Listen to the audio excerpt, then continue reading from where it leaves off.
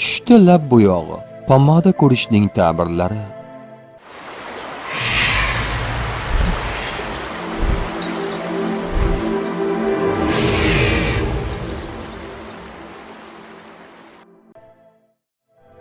Lab bo'yog'ini ko'rish sizga hayotingizda biror narsani go'zallashtirish, o'zgartirish yoki bezatish kerakligini anglatadi. Bu ba'zida o'zini ko'rsatish yoki boshqalarga yaxshi taassurot qoldirish istagidir. Lab bo'yog'ini surtish odatda bu boshqalar oldida o'zingizni qanday tutishingizga ishora qiladi. Siz e'tibor markazida bo'lishni xohlaysiz yoki hozirgi vaqtda o'zingizni boshqalarga yoqimli ko'rsatmoqchisiz. Lab bo'yog'i bilan labni haddan ortiq bo'yash bu yolg'on, niqob yoki samimiy bo'lmagan vaziyat belgisi bo'lishi mumkin.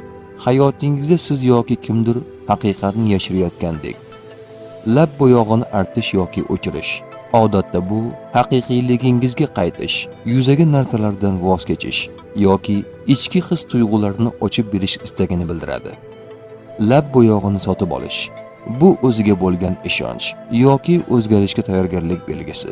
Siz o'zingizga yangi imij yoki yangi bosqich yaratmoqchisiz. Tush ta'biri bashorat emas, barcha narsani bilguvchi yagona zot Allohdir. Ko'rgan tushlaringiz ta'birini bilmoqchimisiz? Unda kanalimizga obuna bo'ling.